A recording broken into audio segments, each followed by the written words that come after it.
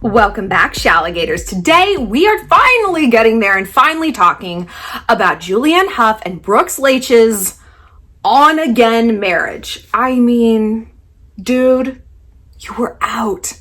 This is like Liam Hemsworth 2.0. Like, bro, you got out. You got out that first time. Miley dated Patrick Schwarzenegger. Run, dude. And then somehow, these women suck them back in. And today, usually, we talk about things from a lady's point of view. Today, we're going to talk about it as if we are Brooks. What do you do when you just can't, or as it won't, let go of a toxic relationship that is just not working? How do you let go? What can you tell yourself to make this transition easier so you can break free finally and find somebody who, does work? Crazy thoughts, I know. Before we get started, just want to remind you guys to follow me on Instagram at ShallonXO. You guys have been voting on this topic and asking for it, and I know we had to delay it a little bit because so much stuff with Demi Lovato was coming out. What a garbage fire. So head on over there and click follow for some daily inspiration, and we'll be right back after a word from our sponsor.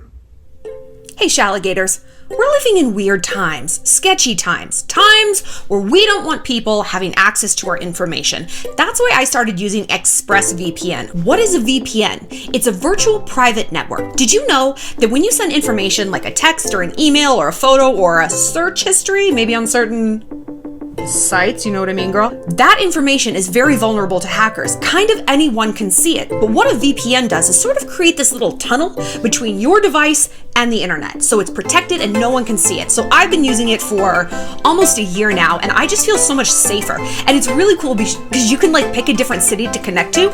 Maybe today I'm in Frankfurt. Maybe tomorrow I'm in Hong Kong. Maybe after that I'm in Chicago. And the cool thing about connecting to an international city is if you're out of shows to binge watch, this gives you access to Netflix shows and BBC shows that maybe you're blocked in the country you're currently in. For example, if you live in America but connect in Canada, suddenly you get all these new seasons of RuPaul's Drag Race. Yes, honey. But more importantly, it's about security. ExpressVPN ensures that 100% of data transferred between your devices and the internet is encrypted. You just feel like a spy. I feel like James Bond when I click to use this. So to find out how to get 3 months free, go to expressvpn.com/ShallonXO. So let's talk about Brooks and Julianne. So last we heard from these two, okay, Brooks is an ex-hockey player. You know I love hockey players. You know I love them. And he is a good dude. I know a lot of people in hockey, obviously, and they know him. And they're like, he is honestly such a good guy. He's such a salt of the earth guy. The hockey players are usually very good dudes. I mean, okay, yes, they cheat, so maybe they're not. But Brooks doesn't cheat. And he just wants to have a homestead and wear Idaho or something and chop wood and cook. And he just wants a wife. Brooks wants a wife. Can we make that a reality show where he tries to get married? Julianne Hough, on the other hand, I have had many encounters with her as the former editor of Star, and she's a piece of work. Julianne Hough, and I know a lot of other people that know her through the dance scene. People know her through dance. Some people know her through acting and modeling, and everyone's assessment of her is exactly mine. She is such a phony and she is such a social climber, and she has what I call prom queen syndrome. You were a 10 in your tiny Iowa town and you come to Hollywood and you're a hard 4, maybe a 7 on a good day. I'll tell you my story with her just to recap it because I've told it before. When she was about to be in that movie Footloose, which movie? Yeah, exactly, because no one fucking watched it because nobody cares.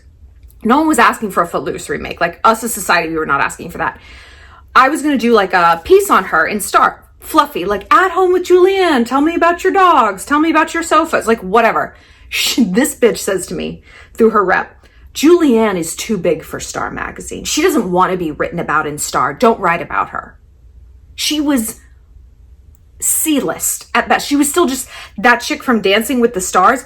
The publicist was like, she's a triple threat. She's going to be the next J-Lo. Nobody is going to be the next J-Lo.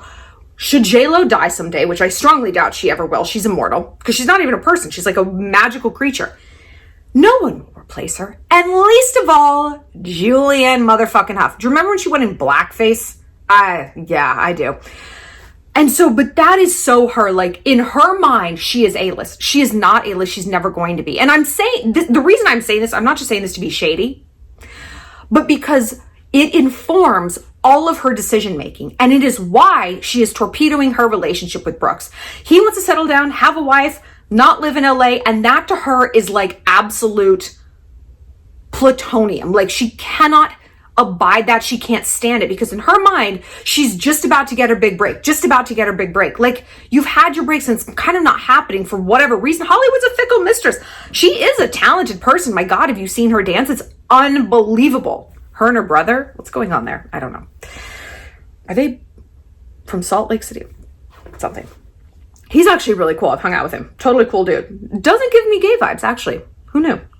So her and Brooks married like 3 years ago, and they announced their separation in May. Julianne's 32, Brooks is 37. But they've been spotted hanging out. Right after they announced their separation, he was at her birthday party, which, okay, like friendly exes, but it just smelled to me like he didn't want this. And for him to walk away was very, very difficult. She has always appeared very flighty in terms of their marriage. She talked about how she's attracted to women and she's bisexual. And like, I'm bisexual. But when you're married is not the time to be exploring that. Not the time.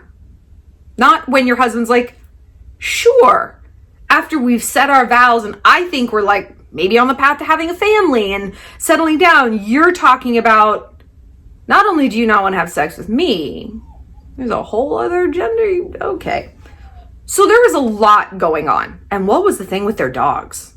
Right? Like they both died on the same day and like no one talked about it. I don't know. Weird. So here are the quotes from Us Weekly, aka from Julianne. There are still some lingering doubts and issues they need to work through, including Julianne's desire to still have freedom when she needs it, and Brooks's need for reassurance that she doesn't have one foot outside the door still. How the fuck do those two align? They are antithetical.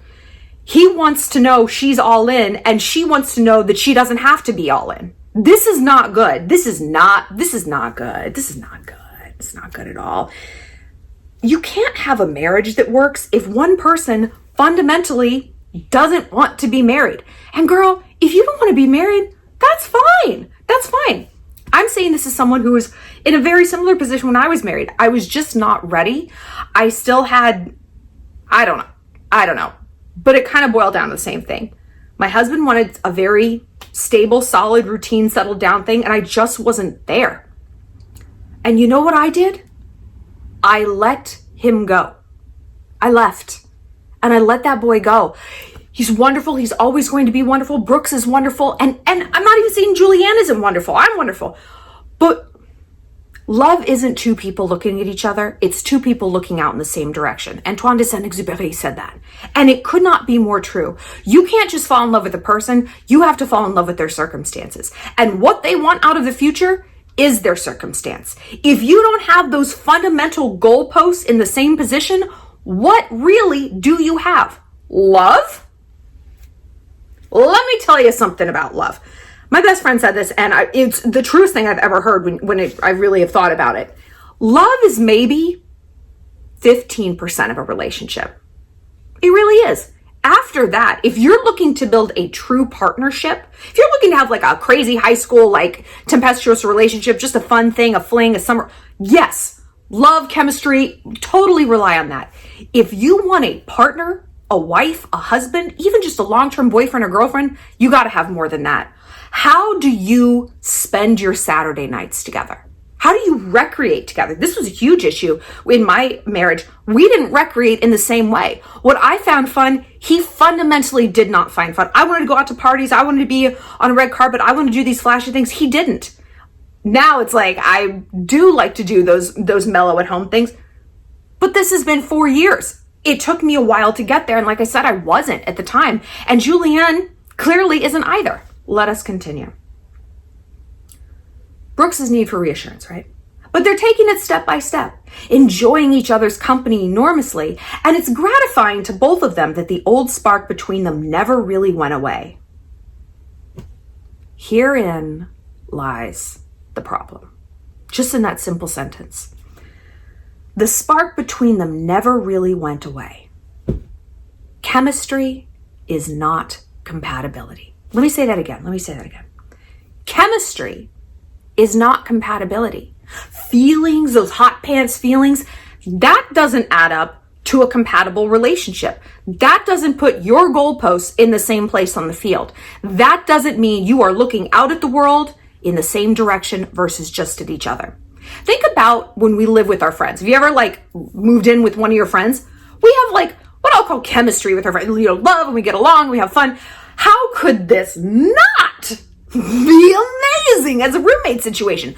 Cut to 8 weeks later and you're screaming at each other over cake mixes and who used the funfetti and where the peanut butter went.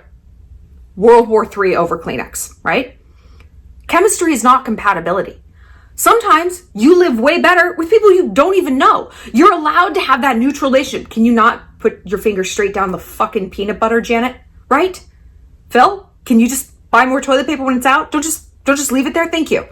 You can have that filter. Now, obviously, in a romantic relationship, you do want the closeness. You don't want this stranger roommate neutrality, but there's something to be learned there.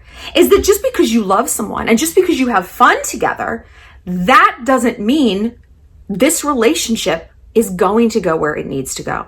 And so when Brooks and Julianne, it's like the spark never went away. Fuck, that's the worst possible thing. That's the worst possible outcome. Because this is what happens.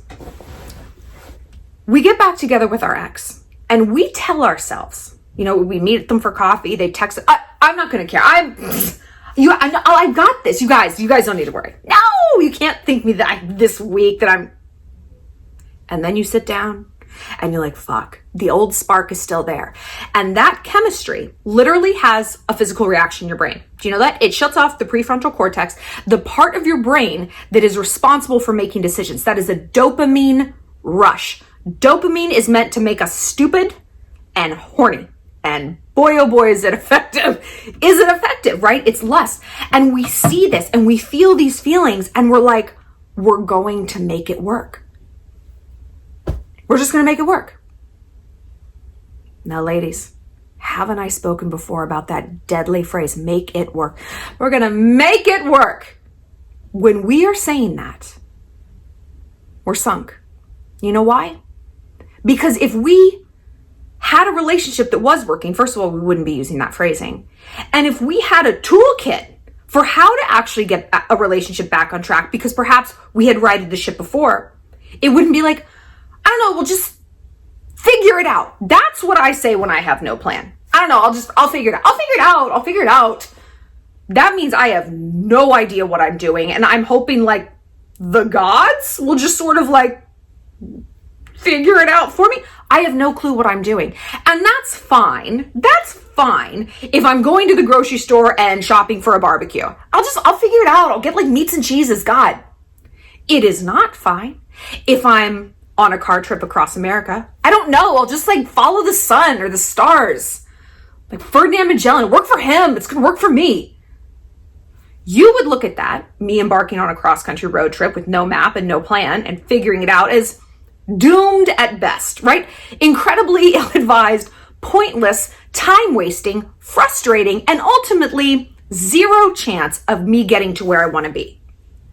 So why have we decided that pathology towards love is going to turn out any different? We're going to figure it out. You have no map, you have no direction, you have no toolkit, and yet you think you're going to get to where you want to go. You're not. How do I know this? Because we've seen it. If you're watching this video, you do keep going back to that ex, or he keeps slithering his ass back to you. So you've already tried this road trip with no map. You've already tried this journey. You've already tried to get from point A to point B, zigzagging around, and you know that it's not possible. And yet you keep getting back in this car and putting your foot on the gas again and again and again. Aren't you tired of doing this? Another thing I want to say about her, like the spark was still there. You ever go on a diet, right? Or read about people who go on a diet, you know, and celebrities love to do this. Celebrities love to do this. It's like, you know, I gave up chocolate and I don't even miss it. I had a piece of chocolate cake and I had one bite and I was like, ugh, I don't like this. Or they say it about alcohol. Oh, I don't even like Talenget champagne anymore. I don't need that. Bitch, I do. Whenever I go on a diet and I have like chocolate, I feel like I'm on heroin. I'm like, this is incredible. You know, if I've like been sober for a while and I have like my favorite champagne, my favorite craft cocktails, like, fuck, a skinny margarita is delicious. It's spicy too. I love it. And that's the problem. It's that old spark is still there. Wait a minute. I can't have this not in my life. I'm just going to figure it out. I'm just going to eat that cake. I'll go back on the diet tomorrow. I have no plan. I have no plan. I am foot on the gas, down a road with no map. What am I doing? What outcome am I expecting? I've completely derailed myself and my efforts and the logic under which I was previously operating. Because I've got what in my veins? Dopamine. It is truly a hormonal reaction. Like, we like to think that love is just, it's mystical and from the gods and born of the sea foam. No, girl, it's science. It's chemistry and the hormones in your blood that's informing all these decisions. But it isn't just that, right? We go back to our exes for more than just dopamine. We go back because we're afraid. I'm a big believer in listening to negative self-talk. And you know that quote, I'm sure people have said it to you, you read it. Imagine if you spoke to your best friend the way you speak to yourself. You look so fat. You are like some gross whale, like some like disgusting Serengeti animal that's like wallowing around in the watering hole. I said exactly those words to myself today, putting on my swimsuit. I'm in California. We're going to the pool. We're going to the pool after this, going to the Ritz-Carlton. It's going to be fun. And I'm like, you disgusting fatty. Fat. Would I ever say that to someone I loved? Would I say that to a stranger? Well, it pissed me off. No, I wouldn't. Why are we saying this shit to ourselves? And that's just one example. That's just one example of how toxic we are to ourselves. And we think it's easy for us to like understand that in terms of our body image, or you're so ugly, or so hairy, or so whatever it is, you're so short and your cankles. But we don't realize that we do that with our relationships as well. And in fact, it is so much more pervasive and subtle, and I believe so much more destructive. Because you know what? I could run 5 days a week, and for 3 weeks, I would look good and be like, bitch, you hot, get your ass out, get them titties out on Instagram. I would feel good about myself. But what I say to myself about relationships, it's so much more insidious. I stayed with an ex for so long, so much on and off, so much, we're going to make it work. I'll forgive him this time. Don't you act like that again. The push and the pull and the in and the out, because what was I telling myself? And finally, when I realized I needed to break free, it's because I finally was reading aloud the book from which I was reading silently all the time. And it was the book of fear. It was the book of bullshit. Shallon's Great Encyclopedia of Complete Horseshit. That's what I was reading from on the daily. And do you know what the first line of that book was? You can't do any better. You're never going to meet someone. You're too old to start over again. No one's going to love you like he loves you. No one is going to have this combination of traits. Forget that the traits I was looking at did not include any of the negative ones. Finding someone who doesn't have those traits is rather the point. That's kind of the point. Oh, he is supportive of my career, but he fucking cheats on me like he's going to the electric chair tomorrow. Yeah, I actually don't want that combination. That's crazy. And you know what? My boyfriend now is super supportive and he doesn't cheat on me at all. Wild. But once I really read what was in my book of bullshit, I was able to dismantle it. We can't change what we don't acknowledge. And I've said this before, if you truly look at and write down, I want you to write it down, because there is something very, very cognitively therapeutic about physically writing words. You connect to it. You are forced to really acknowledge it. I am writing the word too old. And you can see how ridiculous this is. Going back, would you say these things to your best friend? Because sometimes we love other people more than we love ourselves, right? We look at our friends with these sort of like fuzzy glasses on. You know, it's like the edges are blunted, or anyone that you love, your mom, your sister, your cousin, whoever it might be, your dog, your magical dog. Think of your pet. think of your pet. Would you say these things to your pet? You are too stupid to live with anyone. No, you love your pet. You're the best. You're the best boy in the world. Cowboy's like laying on the ground. So you are. Snouts. Would we say this to other people? No. We look at them and we can see how their issues fit together. Well, the reason she's staying with this guy is because of X, Y, and Z. But that's crazy because she's A, B, and C. She's magical and wonderful, and if only I could make her see that. You guys can submit cameos to me. I do video shout-outs. And my favorite ones are from girls to their girlfriends, like platonic, you know. And it's like, she needs a pep talk because they always say the same thing. I wish she could see herself the way I see her. I wish Kat could see herself the way I see her. I wish she could feel her power. We all love her so much and she's all of these things, but she just doesn't like believe in herself. And it's like, man, if only for a moment we could step outside ourselves and view ourselves through the lens of the people who love us. Imagine how your life would change. Imagine if you viewed yourself like that all the time. We did a challenge, probably, a year ago, about creating positive spirals. We all know how to create a negative spiral. I'm going to go to this party and everyone's going to think how fat I am. And then everyone's going to talk about how fat I am. And then my boyfriend's going to be like, you know what? You're right. She is super fat. I'm going to dump her. Actually, I'm not going to dump her. I'm just going to cheat her. And it's off to the races. And I challenged you guys to create positive spirals. And it is quite a challenge. I'm going to go to this party and everyone's going to be like, oh my gosh, you look so cute in that. And then I'm going to go to the kitchen. Everyone's going to be like, that charcuterie board is so fucking bomb. And then the cutest guy at the party, he's going to be like, hey, can I get you a drink? And I'm like, okay. And he's like, you smell really good. And he's like, oh my God, thank you. And he's like, you know what? I feel like I met you before. Maybe we should go get a drink. Oh my God. It takes more time to invent the positive scenarios that are happening because we're used to spiraling. And it's like, we just have them on deck, like ready to go, like public shame, humiliation, insult, blah, blah, blah, ready to go. Those bullets are loaded in the gun. But we have to challenge ourselves. It's like, okay, well, what good thing could happen next? It takes us a few beats, but it's like anything else. You have to practice to be good at it. What does this have to do with going back to toxic exes? You have got to start in your own mind. I know you probably think, no. It's about him and I. It's about a relationship. It's about that. No, baby girl, it's about you. You can't control him, but you can keep your side of the street clean. And I realized this like with my ex because things were just awful for so long.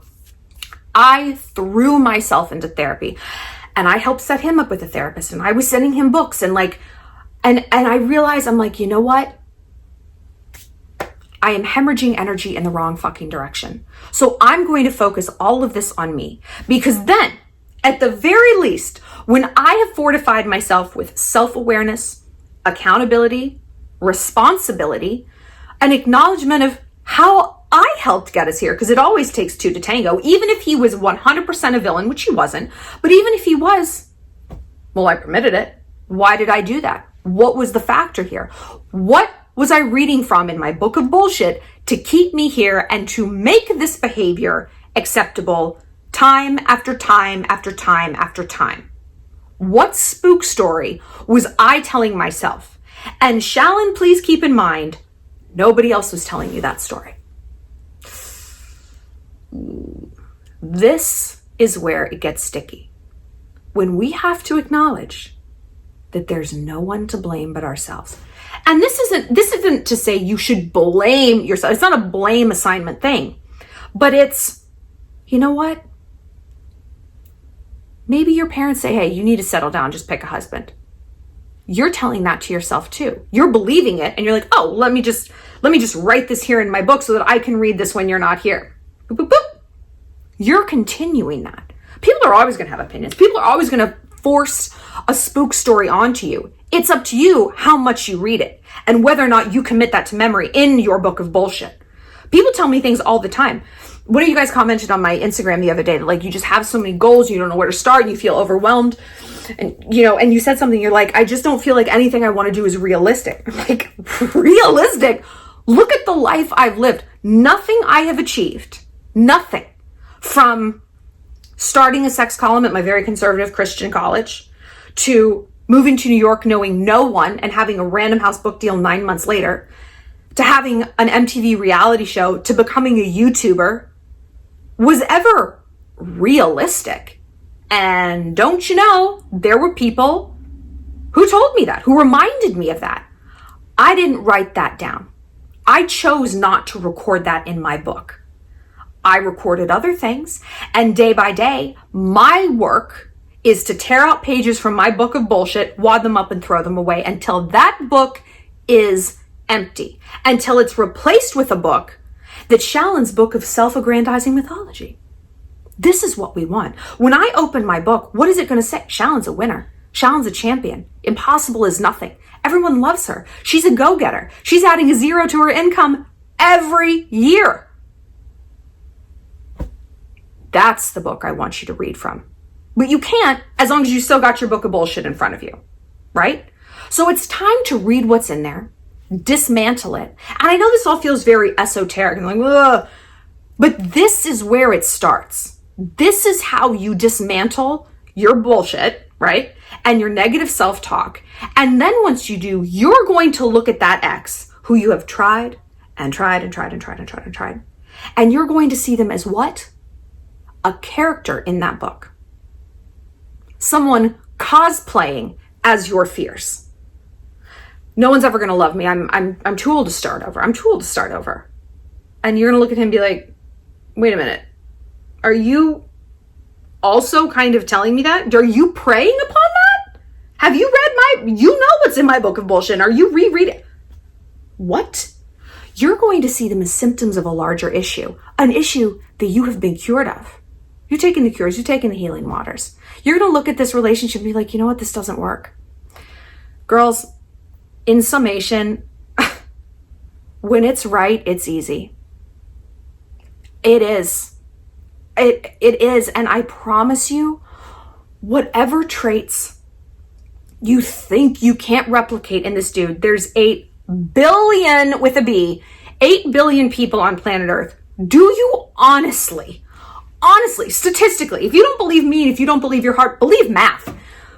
Do you honestly think that you cannot replicate this combination of traits? This is simply a numbers game. This is game theory.